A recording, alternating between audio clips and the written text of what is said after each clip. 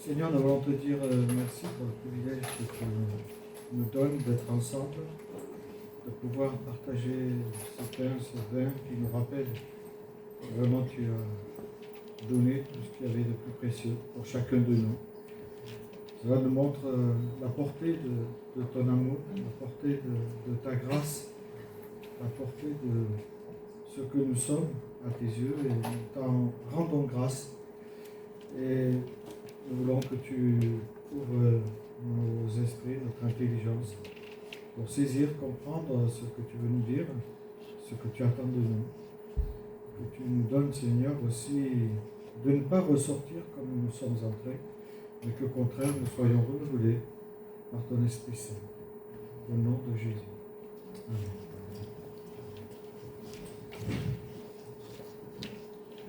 Bienvenue à chacune et chacun pour ce temps de partage que nous allons avoir autour de la parole de Dieu. On est toujours émerveillés de lire cette parole qui nous enrichit jour après jour, qui nous montre qui est Dieu et qui nous apprend qui nous sommes au travers de cette nouvelle identité que le Christ donne à chacune et chacun qui viennent à lui d'un cœur sincère et repentant. Mais est-ce que vous connaissez l'expression que l'on trouve dans la littérature sourd comme une pioche? Non. Non? On le trouve dans la littérature. Hein. Donc, ou alors sourd comme un sac de charbon. Non plus. Bon, alors, pourtant, ça signifie qu'on est complètement et extrêmement sourd et qu'on n'entend pas grand-chose. Peut-être que vous en connaissez un autre sur la surdité, peut-être que vous connaissez sourd comme un pot. Ah voilà, je ne me rappelle plus. Merci. Voilà. Moi qui ai du mal à entendre, moi qui suis appareillé, merci de me rappeler qu'on peut être sourd comme un pot, mais beau comme un enfant de Dieu. Voilà. C'est l'écriture qui dit ça, donc c'est pas la menterie, c'est écrit.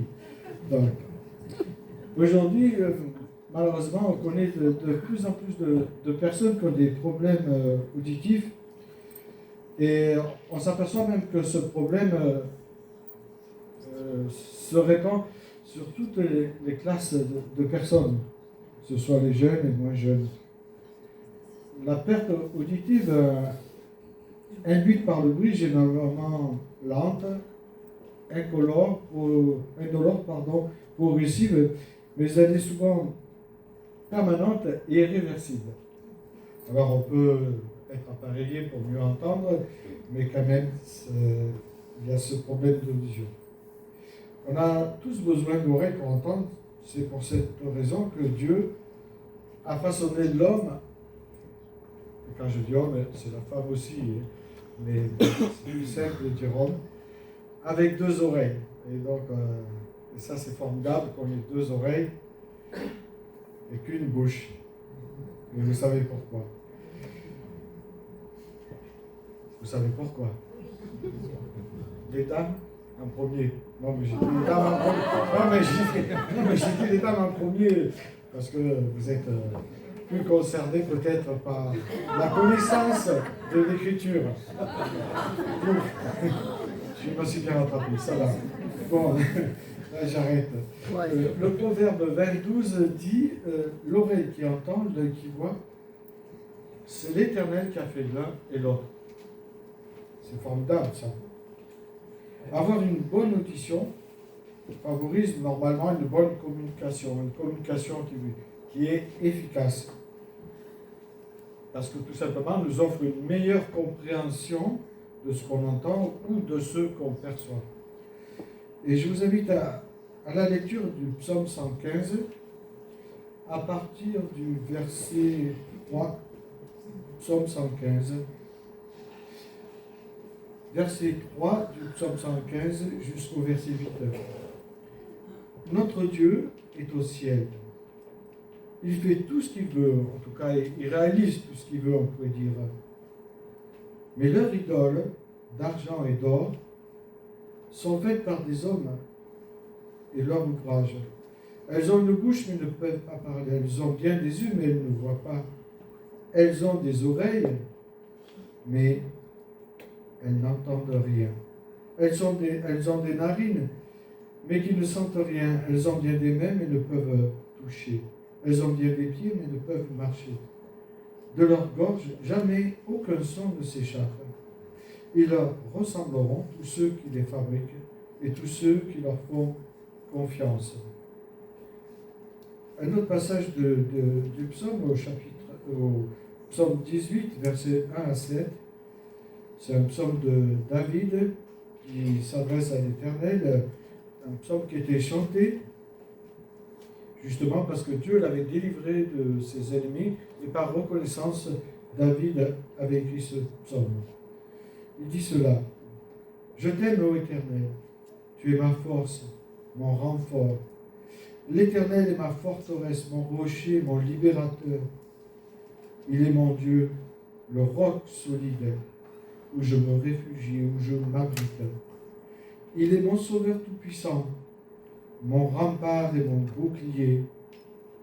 Loué soit l'Éternel. Quand je l'ai appelé, il m'a délivré de tous mes ennemis. La mort m'en serait des liens et comme un torrent destructeur me terrifiait, m'épouvantait. Oui, le séjour des morts m'entourait de ses liens. Le piège de la mort se refermait sur moi. Alors, dans ma détresse, j'appelais l'Éternel. Vers mon Dieu, je lançais un cri, un appel au secours. Mon cri parvint à ses oreilles, et de son temple, il m'entendit. Un dernier passage qui est dans le livre des Actes, au chapitre 28, versets 26-27, il est dit: Va trouver ce peuple et dis-lui, vous avez beau entendre, vous ne comprenez pas. Vous avez beau voir, vous ne saisissez pas. Car le cœur de ce peuple est devenu insensible.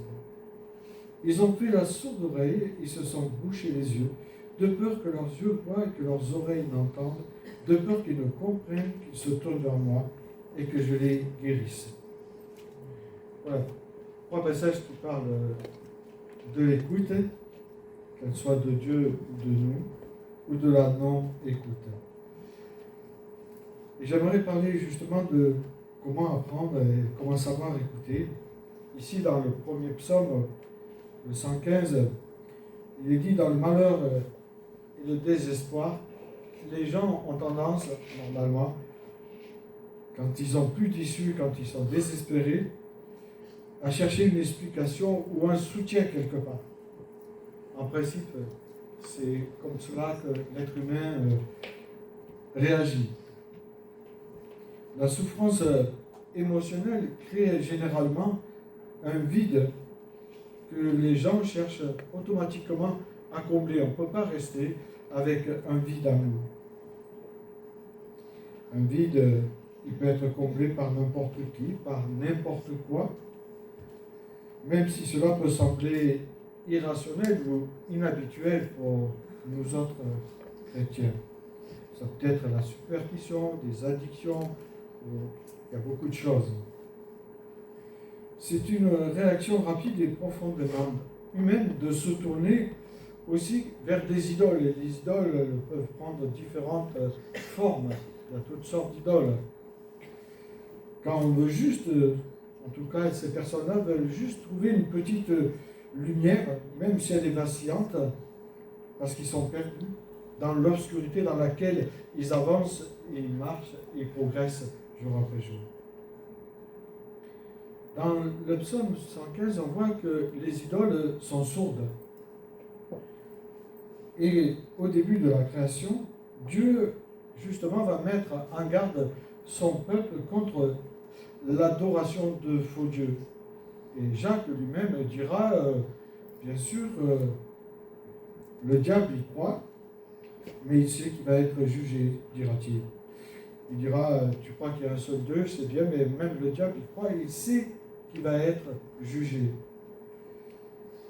À maintes reprises, si on se penche un peu dans les Écritures, nous trouvons et nous voyons que Dieu avertit son peuple Tu ne te feras pas d'images taillées, mais les images taillées, c'est vaste. Pourtant, l'homme a constamment cette fâcheuse inclinaison à vouloir représenter Dieu à travers des statues ou divers objets même. On a cette tendance constante à adorer ce qui finira toujours par nous désenchanter. Car quelle que soit l'idole vers laquelle on se tourne, elles finiront toujours par nous décevoir, car l'Écriture nous dit qu'elles sont muettes et qu'elles n'ont des oreilles, n'elles n'entendent pas en fait. Elles sont sans vie, elles sont sans espérance, elles sont sans cette paix que peut apporter la relation que nous avons avec la personne de Jésus-Christ. Ces idoles sans force rendent ceux et celles qui se confient à elles confus et sans force également. Car sans s'en rendre compte, l'homme ne s'incline plus devant Dieu, mais devant l'œuvre d'un artisan qui a peut-être façonné une idole entière en bois ou en plâtre, je ne sais quoi. Et là, il est en train de façonner un Dieu aveugle, sourd, qui est complètement muet et qui est incapable d'apporter le salut. Aucune idole ne peut apporter le salut. Et ce psaume 115 nous dit clairement, comme d'autres passages de l'Écriture, que les idoles sont toujours muettes. Et Paul, dans l'Épître aux Romains, chapitre 1, verset 22, il dira que l'homme a fini par adorer la créature au lieu du Créateur, et puis il va y avoir tout un dérèglement qui va s'en suivre. Et dans ce psaume, il est dit que Dieu entend. Et ça, c'est l'Écriture qui nous l'affirme multiples fois. L'Écriture affirme que l'Éternel écoute le cri ou l'appel, et même le soupir atteignent son oreille. D'autres passages nous le rappellent. Même nos soupirs intérieurs atteignent son oreille. Dieu est un Père bienveillant, et il nous le rappelle, il n'est pas indifférent. Indifférent à l'appel de ses enfants, mais il est également attentif à la voix de toutes ses créatures. Pas seulement de nous. D'abord, on ne serait pas là s'il n'avait pas été attentif avant qu'on le connaisse. Mais l'Écriture nous dit qu'il est attentif avant qu'on le connaisse. Il est attentif à toutes ses créatures, et Paul dira, afin que tous les hommes soient sauvés. Son désir, c'est que toutes les créatures soient sauvées. Mais voilà, on sait très bien qu'on ne peut pas obliger les gens à aimer Dieu. Parce que notre Dieu est le Dieu de tous les croyants, comme des incroyants aussi. Et là, on a du mal à comprendre que Dieu peut être le Dieu des incroyants qui sont, on pourrait dire à nos yeux, complètement tordus. Pourtant, il est leur Dieu. Dieu est là pour la personne qui prie, mais il est aussi là et il entend la personne qui ne prie pas. Parce que c'est sa créature. Et il aime malgré tout ce qu'elle peut faire et dire et commettre. Dieu ne cesse de vouloir aider. Dieu n'est jamais sourd à nos cris, mais même aux cris du malheureux qui ne le connaît pas. Nous avons un remarquable exemple dans le Nouveau Testament où nous voyons un homme du nom de Bartimée, qui signifie fils de celui qui est honoré, mais qui avait été exclu de la société, qui vivait dans une certaine misère parce que aveugle, donc il était mendiant et mis de côté par tous les hommes. Mais un jour, il entendit que Jésus passait non loin de lui et il se mit à crier, « Fils de David, prends pitié de moi. Fils de David, prends pitié de moi. » Jésus a eu compassion de lui. Il lui a rendu la vue. Cet homme a été sauvé non seulement de sa misère, mais aussi de sa perdition éternelle. Lui qui était dans un aveuglement, il a retrouvé la vie. Et c'est ce que Dieu veut faire avec chacun de nous et avec chacune de ses créatures. La foi de cet homme a fait la différence. Et Paul dira que la foi vient de ce qu'on entend, et ce qu'on entend vient justement de cette parole si précieuse que Dieu nous a laissée. Cet homme a osé croire que Dieu pouvait faire quelque chose pour lui. Il nous est dit que le Seigneur l'a entendu. Et pour nous, c'est rassurant de savoir que Dieu nous entend. Que Dieu n'est pas sourd et qu'il n'a pas besoin d'être appareillé parce qu'il n'a pas de problème d'audition. Il est celui qui tend son oreille vers le malheureux. Et peut-être, j'ose dire, qu'il tend davantage son oreille vers ceux qui sont malheureux que vers ceux qui sont heureux. Parce que tout simplement, il veut leur porter son secours. Vous le savez aussi bien que moi, il n'est pas facile d'aider quelqu'un qui n'a pas envie d'être aidé. Il n'est pas facile pour Dieu d'aider aussi une personne qui ne s'intéresse pas à lui. C'est comme de parler à une personne qui ne veut pas entendre et ne recevoir aucune aide, aucun conseil. Ça arrive, des personnes qui ne veulent aucun conseil. Parce qu'ils pensent tout savoir et tout connaître. Mais David avait très bien compris. Et David avait une relation saine avec Dieu malgré qu'il n'était pas parfait. David avait bien compris que son cri extérieur et même les soupirs intérieurs étaient connus de Dieu. Vous savez, parfois on n'arrive pas à prier tellement on est pris dans certains événements. Et Dieu, justement, vient à notre secours par son esprit. Parce que lui, c'est ce dont nous avons besoin. Et c'est vrai que parfois, la vie nous réserve des choses compliquées. Et qu'on peut se trouver dans un moment où on n'a plus d'énergie, et même plus la force de s'exprimer à Dieu parce qu'on est submergé. Ce qui entrave notre réflexion pour qu'on puisse prier avec une certaine lucidité, même si on sait très bien qu'aux yeux de Dieu, notre lucidité n'est jamais très claire. Mais justement, son esprit vient à notre secours. Car parfois on ne sait pas ce qu'il convient de demander dans telle situation dans laquelle on s'est mis ou qu'on se trouve. Même si tu restes silencieux, tu peux être certain que Dieu entend le cri de ton cœur. Parce qu'il nous dit que nous sommes précieux. Et ça, il faut qu'on le saisisse et qu'on l'assimile en chacun de nous. Et qu'on soit fier d'être un enfant de Dieu. Parce que c'est écrit. Et on a le droit d'être fier. Il n'est pas question d'orgueil, il est question de fierté d'être son enfant, d'avoir été choisi par Dieu et ramené à la maison de Dieu. Peut-être que quelqu'un passe par une situation comme David. Alors je dirais qu'il peut faire comme lui. Même si je crie intérieurement, Dieu entend mon cri de détresse. Car il n'est pas sourd, il m'aime, il entend ma voix. Et il y a un chant là, c'est quel chant? C'est un vieux chant. Ce matin, puisqu'on y est, on va continuer. C'est sur les gemmes éternelles. On va le chanter.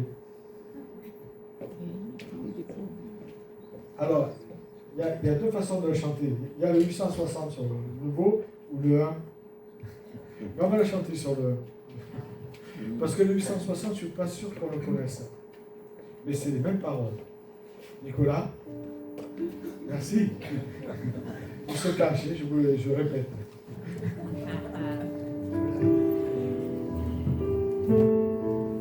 On peut se lever pour chanter.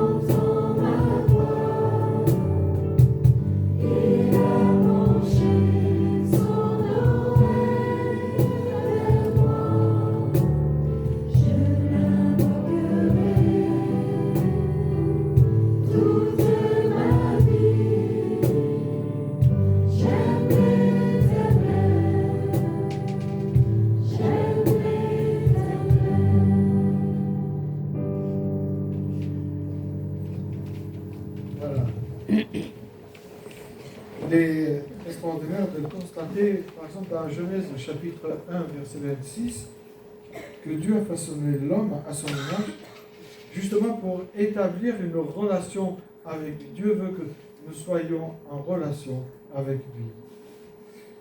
Il nous a aussi donné des oreilles afin que nous entendions sa voix, mais aussi la voix de notre prochain. Il est bon de savoir que ses oreilles sont attentives à notre voix. Lorsque nous nous adressons à lui, il est tout simplement merveilleux, je dirais, de réaliser qu'il y a cette communication qui est possible avec lui, avec ce Dieu créateur et recréateur. Mais dans le texte que j'ai lu d'Actes, il est dit que parfois l'homme peut faire à la sourde oreille. Si Dieu nous écoute avec affection et attention, il nous exhorte également à ne pas rester insensibles à ce qu'il nous dit dans sa parole, mais aussi à prêter attention aux appels externes et internes de détresse de nos frères et de nos sœurs. Un des premiers services dont nous sommes normalement redevables vers le Seigneur, même si on n'est pas redevable, mais quand même, je me sens redevable. On est redevable au Seigneur et aux autres membres de la communauté de savoir et d'apprendre à les écouter. Il y a plusieurs écoutes, et vous savez, il peut y avoir une écoute active, et puis il y a d'autres écoutes aussi. Apprendre à écouter nos frères et nos sœurs, c'est tout simplement faire plaisir à Dieu. C'est tout simplement lui dire que, à nos yeux, elle a de la valeur.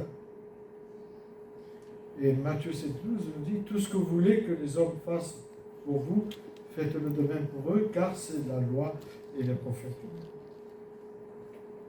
Certains chrétiens, devant un frère en détresse, se croient obligés de leur donner des conseils, de les assaillir de paroles, de mots. C'est un peu comme quand on va voir quelqu'un qui est sur un lit gissant, qui n'en a pas plus longtemps, et qu'on rentre, on dit « Bonjour, vous allez bien ?» C'est la gaffe à ne pas faire. Je vous le dis, dites rien quand c'est comme ça. Soyez auprès de la personne. Certaines personnes oublient qu'écouter peut être plus utile que parler. L'écoute est plus qu'importante que de parler. Beaucoup de nos contemporains non-croyants cherchent une oreille attentive parce qu'ils sont dans une souffrance. Ils ont besoin d'oreilles qui veuillent les écouter. Malheureusement, ils ont du mal, un mal fou à les trouver chez les chrétiens. C'est pour cela qu'on va de plus en plus voir des personnes pour être écoutées. Et c'est pas remboursé en plus. À moins que vous allez voir un psychiatre. Vous ne mettez pas les médicaments, vous allez vous assommer. Donc, mais j'ai rien contre eux. Il y a des bonnes choses, mais il n'y a pas tout de bon. Voilà. C'est comme dans moi. Souvent, les chrétiens se mettent à parler alors qu'ils devraient savoir écouter. Et l'Église doit être un lieu d'écoute. Mais celui qui ne peut plus écouter son frère finit par avoir du mal à écouter Dieu. Il veut lui-même sans cesse lui parler. Et des gens, ils prient. C'est très long, hein? Mais c'est bien. Mais je pense qu'il faut savoir aussi écouter ce que Dieu a à nous dire, que ce soit dans sa parole ou dans le silence qu'on n'aime pas trop bien. Il y a des gens, c'est le moulin à parole. Moi, j'ai bien aimé le texte de Job. Hein, parce que Job, il a des amis.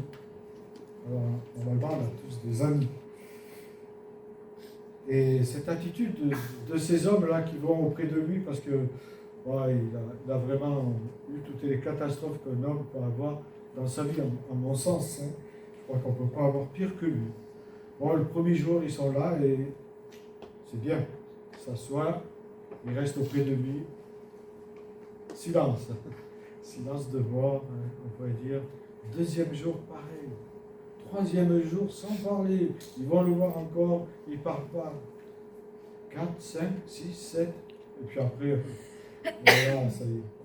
On va lui expliquer pourquoi il a des problèmes. Voilà. Il y a des gens qui sont forts comme ça. Hein. Ils vous expliquent pourquoi vous êtes mis dans telle situation, etc. Et là, ça part un peu dans tous les sens. Et puis, il y a ceux qui écoutent à demi, vous savez. Ils écoutent que d'une oreille. Ils causent toujours, tu m'intéresses. Voilà. Donc, ils vous écoutent, il n'y a pas de problème. Enfin, à leur manière. Et voilà. Et je dirais que ça, c'est triste. C'est quelque part trahir le service que Dieu nous a confié parce qu'il nous a donné un service d'écoute. Alors, il ne faut pas non plus se laisser abuser parce qu'il y a des gens qui vont vous parler pendant des heures. Vous ne pourrez pas en placer une, même si vous demandent des conseils. Ils feront question-réponse, donc c'est pas mal ça. C'est pas question pour un champion, c'est question-réponse. Ils font tout. Et donc finalement, ils veulent vous amener à dire ce que vous devez dire. Non, mais on doit savoir écouter avec attention. Avec une attention qui doit être constante, patiente. Et c'est pas évident d'écouter. Parce que souvent, on prépare sa réponse. Même quand on écoute, il y en a qui ont préparé la réponse. Alors des fois, ils répondent à côté, évidemment, parce qu'ils ont écouté que le début. Et donc, ils sont perdus. Alors, ils répondent à côté. Voilà, ils ont du mal à entendre. Ça, c'est moi.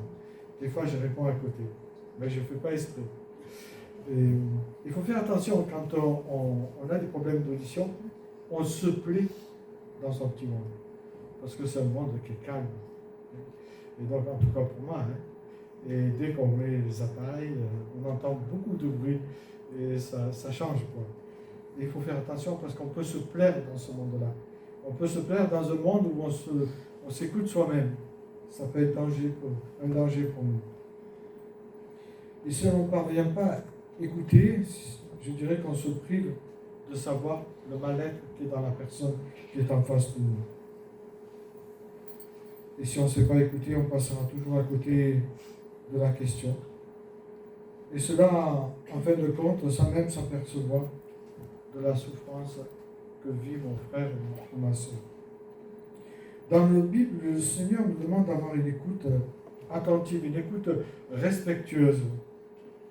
Bien sûr, à ses limites. Car c'est un manque profond d'amour de ne pas savoir écouter. Et ça démontre aussi un manque d'humilité, un manque relationnel qu'on peut avoir avec Dieu. Si on ne sait pas écouter son frère, on aura du mal à écouter Dieu. On s'écoutera devant Dieu. Cette écoute implique non seulement d'entendre, mais aussi de comprendre, de compatir et d'agir avec bienveillance. Parce que souvent, on agit avec une impulsion, même dans nos églises, alors on doit prendre le temps d'écouter, le temps de se placer devant Dieu pour justement donner les bonnes réponses. Et même quand on prend du temps, quand on se place devant Dieu, on ne donne pas forcément des bonnes réponses. Parce qu'on est des êtres humains faillibles. Alors Dieu nous invite à écouter avec les oreilles de Dieu, afin de pouvoir nous adresser avec sa parole.